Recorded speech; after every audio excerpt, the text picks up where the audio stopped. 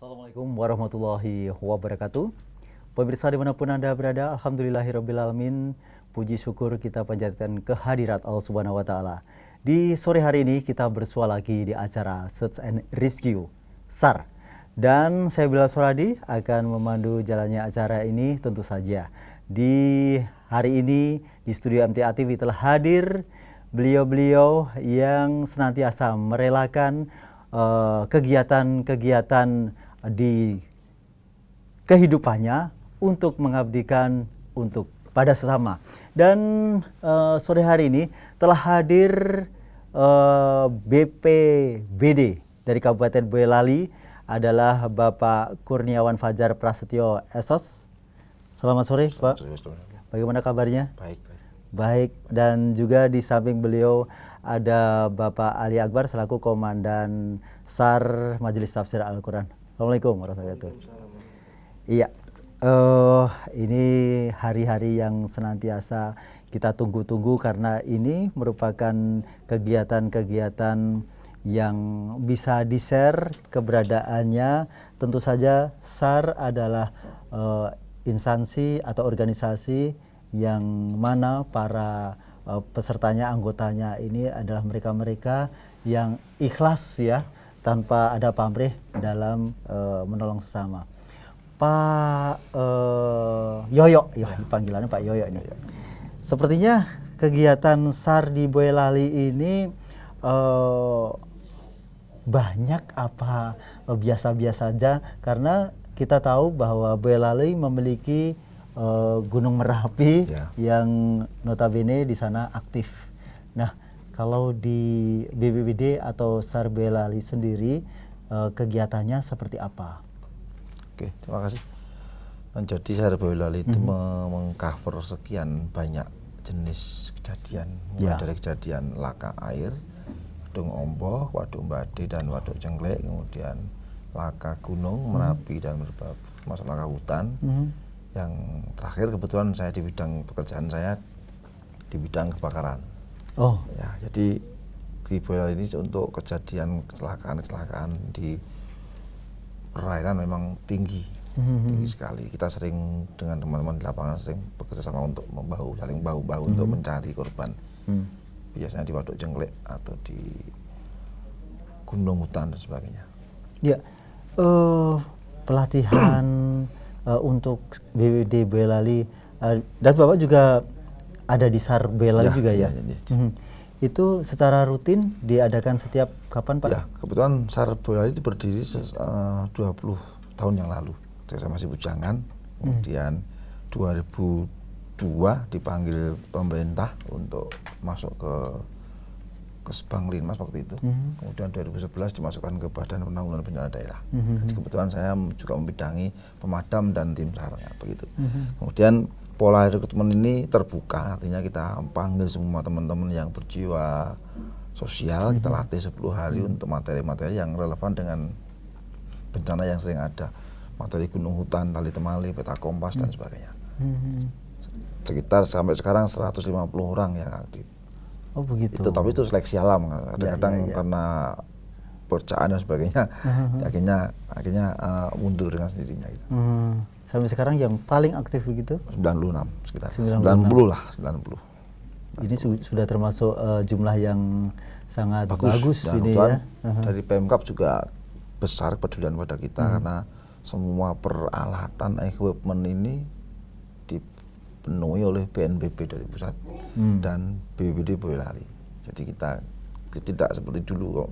Kalau perahu saja nggak punya, sekarang perahunya sudah lebih dari cukup, tapi kondisi rusak. Jadi dulunya memang kita benar-benar swadaya gitu ya. Sampai sekarang masih swadaya, tapi pemerintah sudah memedulikan dengan sedikit perhatian yang cukup untuk teman-teman. Ya, 20 tahun ya, masa yang tidak pendek begitu. Ini pasti akan menjadikan personil-personilnya yang semula saja masih bujang seperti Pak Yoyo. Semakin mapan, semakin paham, semakin ahli dalam bidangnya. Dan saya juga tidak habis pikir Bapak ini macam-macam begitu. Damkar juga tadi, pemadam kebakaran juga. Kemudian Adakah sesuatu yang mungkin paling dianggap di sana paling berat waktu kegiatan kejadian apa, bencana apa? Kalau saya selama ini yang paling berkesan waktu Banda Aceh.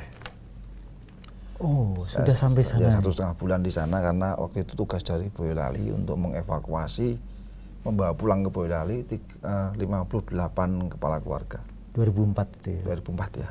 Kita hanya bisa membawa pulang 12 sampai 13 jiwa. Jadi targetnya 58, karena kurang lebih sekitar 400 orang lah.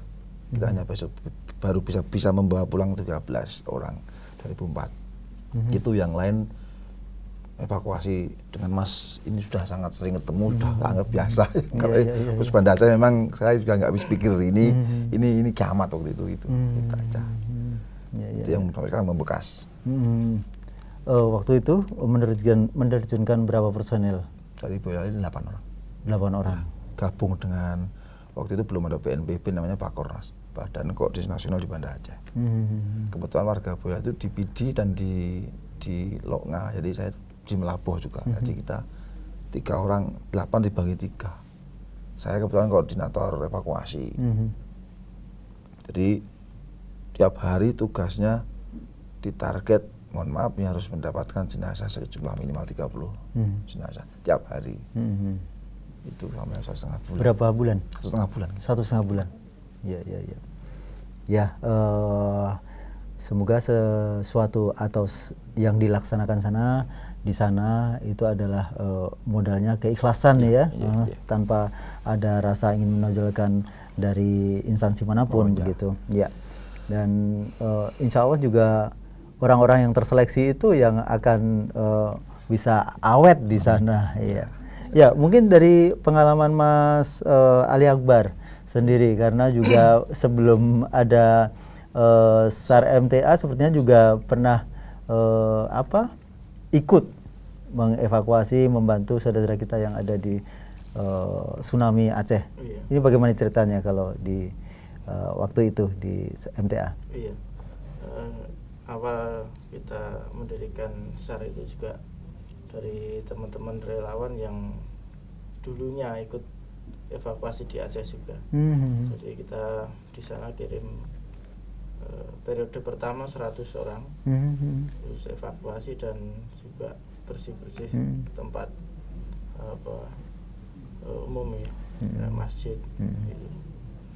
Terus periode kedua juga kita ngirim 100 personel lagi untuk perbaikan rumah-rumah yang mau dihuni dan orangnya juga masih ada. Gitu. Berawal dari situ, terus kita kembali ngomong-ngomong, terus ini buka pembentukan SAR MTA itu. Waktu itu berapa bulan Mas di Aceh?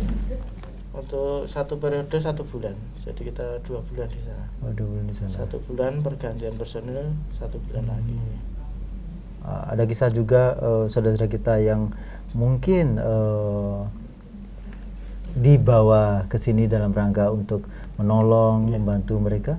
Ada juga, ya? Tapi personilnya saya lupa ini. Berapa personil yang dibawa ke sini dan juga diangkat orang tua asuh sampai sekarang juga disekolahkan di sini. Ada. Dan saya ingat ini yang gambar azan itu suara Mas Mukhlas, beliau adalah putra dari Aceh yang suaranya sangat merdu ketika azan ini dikumandangkan. Iya, kembali ke Pak Yoyo. Pak Yoyo, selama ini yang ada di Boyolali, apakah selalu ada perekrutan atau kita ketika ingin bergabung dengan SAR ini langsung saja mendaftarkan? Jadi setiap 2 tahun sekali kita rekrutmen, Mas. 2 tahun sekali. Ada seleksi, kemudian tapi asal ada yang magang gitu ya, ada magang di markas magang dulu, baru nanti kita latih setelah baru 2 tahun sekali kita ada latihan selama 10 hari meliputi materi air, gunung, hutan, dan vertikal rescue. Jadi masuk ke kita itu sudah benar-benar punya ilmu. Kalau memang nanti dia mau di bidang apa, kita taruh misalnya anak ini ke water, ya ke water rescue. ke tebing ya ke tebing. Jadi tidak semuanya harus mengcover semuanya. Oh iya, ada spesialisasi. Iya, iya. Kalau kita kebanyakan seringnya di water dan gunung hutan. Setiap rekrutmen 50 orang. 50 orang ini biasanya lulusnya yang tidak lulus 4 sampai dengan 6. Iya, iya. Sewilayahnya gender ya, jadi semua laki-laki perempuan. Jadi wilayah kan pada 19 kecamatan, Mas. Maunya kita satu kecamatan 2 orang maunya, tapi begitu tahu judulnya pendidikan dasar itu ada yang suka, ada yang sama sekali nggak ngirim gitu. Kendalanya di situ. Iya, iya, iya. Karena Bapak juga ahli di damkar, apakah diperbolehkan seandainya saudara-saudara dari SAR tadi ikut juga mengoperasionalkan alat yang ketika mungkin dari damkar petugasnya membawa alat-alat itu ke lapangan atau TKP begitu? Ya, boleh sekali, Mas. Jadi adanya balakar ya. Balakar itu semacam relawan di kebakaran. Tahun ini kita rekrut perempuan. Boyolali 60 perempuan. Kenapa harus wanita tanggap siaga bencana itu mereka yang berada di rumah ketika bapak-bapak ini kerja ke kantor. Ini dia mengcover rumah, kompor, listrik, komputer dan sebagainya. Api ini kan ring satu kita ibu-ibu itu atau perempuan ini. Jadi kita latih supaya bagaimana mematikan api, karena api yang segede apapun awalnya dari kecil. Ini kita kerja mungkin nggak gugup dan sebagainya, itu makanya dibesar itu kita latih. Kemudian untuk pengoperasian alat malah boleh, kita sering dibantu relawan teman-teman di lapangan. Ada kebakaran terakhir di Klewer itu kan juga hampir semuanya malah relawan. Saya 2 hari sampai selesai itu, jadi dibantu teman-teman. Kalau ya itu, jadi semuanya bisa mengoperasionalkan. Memang harus dilatih. Kebetulan di Boyolali satu markas, satu kantor di seksi saya gitu. Jadi memang harus saya kondisikan. Tapi untuk khusus yang damkar sendiri tidak saya perbolehkan masuk ke bidang-bidang teknis. Misalnya damkar turun ke sumur ngambil jenazah, saya malah nggak boleh. Jadi karena ini punya spek khusus gitu. Gitu.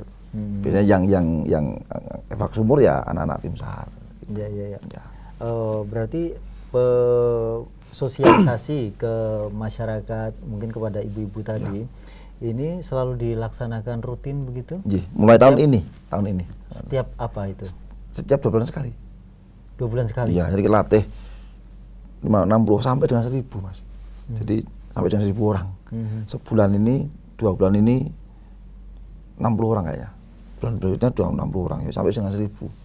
Di 1000 orang perempuan ini kita taruh garda depan namanya Watagana, wanita dianggap siaga bencana kebakaran. Jadi mereka adalah yang memadamkan api pertama kali ketika api mulai membesar. Gitu. Baik, pemirsa dimanapun Anda berada, tentu saja di sore hari ini bagi Anda yang ingin bertanya langsung pada narasumber kita, silakan telepon di 0271 66 1749. 0271 66 1749, kemudian SMS di 08 12 2 515 1000. Ya, saya pengen juga tahu ini tipsnya atau bagaimana caranya ketika percikan api itu mulai dari kecil, misalnya ini dikarenakan kompor gas yang bocor begitu. Ini bagaimana mengatasinya? Mungkin bisa disampaikan tipsnya. Jadi, ada 3 pengertian. Yang pertama terbakar, dibakar, dan kebakaran. Itu beda. Mana beda. Kalau kebakaran jelas api sudah membesar, tapi kalau terbakar mudah dimatikan dengan cara melokalisir dengan alat yang ada. Tapi kalau dibakar ini memang sudah mulai proses disengaja, artinya bahan-bahan memang disetting untuk tidak gampang dipadamkan. Jadi api segede apapun bermula dari api yang kecil dan salah penanganan. Untuk itulah kita bentuk tim Watagana di Boyolali, sehingga kita harapkan ibu-ibu dan adik-adik ini nanti bisa mematikan api sekecil apapun, dari puntung rokok, kemudian kompor gas, LPG, komputer dan sebagainya. Jadi misalnya mematikan kompor dengan air itu kan sudah salah dulu. Mematikan kompor dengan meledak bensin dengan air itu salah lagi. Gitu. Maunya niatnya baik tapi itu salah, sangat salah. Iya. Karena kecepatan. Mestinya bagaimana mestinya? Kenapa? Mestinya bagaimana mestinya? Ya dengan ada kita nanti masing-masing rumah kita taruh goni dan Goni, air ya. Atau kita nanti membeli apar untuk kita berikan pada mereka. Apar itu alat pemadam api ringan, tabung yang warna merah itu. Itu kita membuang sadar kebakaran namanya kami di Boyolali itu. Biar kita berikan pada masyarakat untuk tetap berjaga-jaga. Karena ini kebetulan musim menjelang musim kemarau ini Boyolali itu biasanya 26 kejadian prediksi seringnya 60-70 kejadian, tadi melebihi 100%. Ya. Semuanya berasal dari percikan api yang kecil. Ya, baik kita buka dulu untuk telepon. Assalamualaikum warahmatullahi wabarakatuh. Waalaikumsalam, selamat sore. Selamat sore. Dari mana Pak? Kebetulan saya lihat TV jauh di wilayah Bapak ini. Di wilayah? Saya dari kota Sukabumi, Jawa Barat. Sukabumi, Jawa Barat. Silakan Pak, yang ditanyakan. Oke. Saya menarik sekali tentang masalah pemadam kebakaran ini nih. Yang saya pertanyakan tadi sudah banyak pelatihan yang diterapkan kepada masyarakat. Namun sejauh mana potensi petugas, apakah sudah sejauh itu juga dilatih atau diberikan pelatihan-pelatihan khusus untuk petugas itu sendiri, misalkan tingkatan-tingkatan diklat? Karena setahu saya pemadam kebakaran itu ada 16 tingkatan diklat yang diikuti. Mungkin itu aja. Terima kasih. Selamat sore. Ya. Baik. Waalaikumsalam warahmatullahi wabarakatuh. Ya, ada. Ya, betul. 21 malah. Jadi 21. Jadi di Boyolali ini kalau kawan-kawan di lapangan tuh ada setiap setengah tahun sekali kita latih untuk pengiriman model dari tingkat dasar sampai dengan tingkat mahir gitu ya.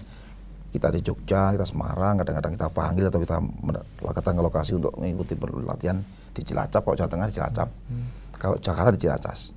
Jadi memang kalau sudah ke Ciracas biasanya memang ini sudah level expert ya. Sudah expert sekali. Ini memang kita latih. Dan setiap 2 bulan ada semacam pertemuan dengan wilayah Surakarta, saling membagi ilmunya. Ilmu yang paling baik adalah ilmu ketika kita kebakaran. Jadi memang setiap hari itu berkembang. Teori yang kita bawa dari latihan itu kadang-kadang mentah pada saat kebakaran. Ini sering sekali kejadian. Seperti kemarin di Klewer nggak habis pusing, nggak habis pikir kenapa 35 unit kok segitunya sulit gitu. Jadi memang ilmu yang sudah kita dapatkan pada saat pendidikan itu kadang-kadang kalah di lapangan. Banyak teori yang harus teori yang nggak sama dengan di lapangan pada saat pemadaman. Jadi teman-teman di lapangan sudah sangat kita latih tiap 2 bulan sekali. Kontinu kita evaluasi, kemudian hasil ini kita berikan pada masyarakat. Makanya itu untuk itu kelemahan dari kami BPD itu kan Boyolali khususnya ini wilayah terdekat itu 0,5 kilometer, namanya Kecamatan Mondosongo. Yang paling jauh Kecamatan Juwangi itu 120 km. Ya, daerah. Jika ada kecelakaan kebakaran di Boyolali saja di Juwangi ini, kita pakai mobil baru dengan SOP-nya sini berbunyi meraung-raung pun setengah jam nggak nyampe. Di sana udah habis. Masyarakat. Jadi ini kadang-kadang hambatan kita, makanya itu kita bentuk masyarakat daerah untuk membantu kepanjangan tangan kami di sana. Tentunya ilmu-ilmu yang kita berikan sama dengan yang kita peroleh, cuma tingkatnya dasar dulu, seperti itu. Ya. Baik, kita beralih ke Mas Ali. Mas Ali Akbar, mungkin ini juga cukup menarik, saya kira banyak ilmu dari Pak Yoyo ini berkaitan dengan pemadam kebakaran, dan itu juga ternyata dimiliki oleh SAR di Boyolali. Sudahkah ini juga dicoba diterapkan di SAR MTA? Untuk PMK kita belum ya, kita belum mempunyai skill untuk itu. Kalau membantu kita sudah sering, ya kita sudah sering membantu lah di kalau ada kejadian-kejadian dimanapun.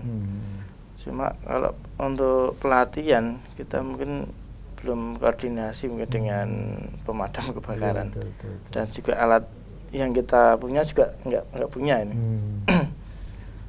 Mungkin kedepannya kita juga mau berlatih dengan PMK pemadam kebakaran ini. insya Allah bulan-bulan depan mungkin kami rencanakan. Ya, karena bencana ini bisa datang dimanapun ketika hal berkaitan dengan api begitu ya. Dan apalagi ini orang yang di rumah biasanya wanita. Dan paling suka panik begitu. Kalau kurang tenang malah justru hasilnya akan tidak baik. Begitu. Baik, kita buka lagi untuk telepon di 0221 66 17 49. Baik, masih kita nantikan. Kemudian Pak Yoyo, untuk keanggotaan sendiri itu apakah dibatasi usia? Ada yang memang usianya sudah lebih dari usia muda begitu, tapi semuanya betul baik itu, tapi yang muda justru ketika fisiknya bagus tapi justru agak kurang baik. Ini bagaimana ya?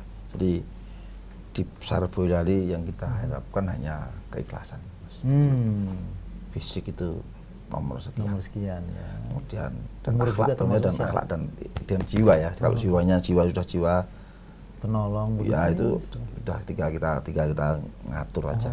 Cuman masalahnya adalah kadang-kadang ini penting buat teman-teman relawan juga ya. Jadi relawan dalam arti sesungguhnya ini kan sekarang sudah bergeser ya. Harusnya sudah ditinggalkan.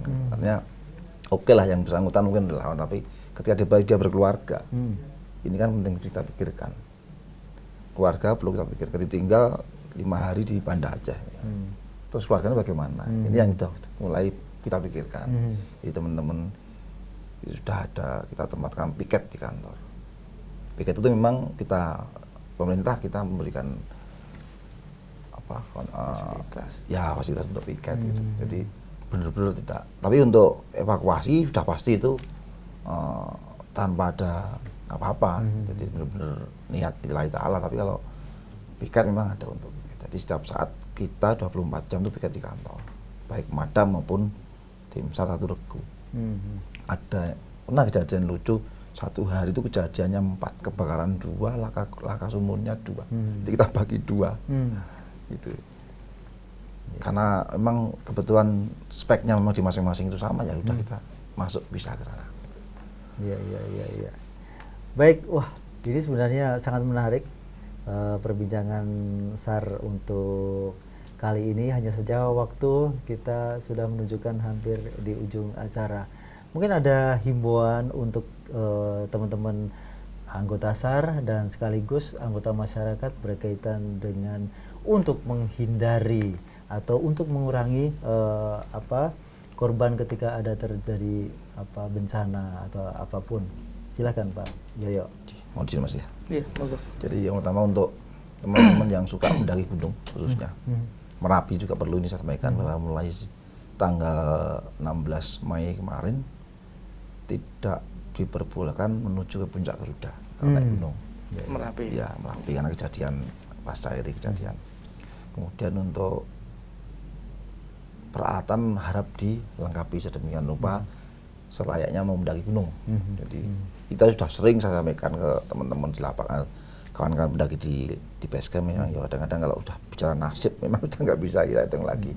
Kemudian untuk kawan-kawan pemancing, wisatawan di waduk-waduk ini mau menggunakan pengaman yang ada, minimal ban lah, pelampung. Nah, Pemkab Boyolali sedang menuju ke sana, membuat peta area di wilayah Cengklik, Kedung Ombo dan Madi untuk semacam ada tempat pos untuk peminjaman alat, khususnya rompi pelampung, itu semacam tanda bahaya dan ini nggak nyewa, itu pinjam, memang nggak pinjamkan.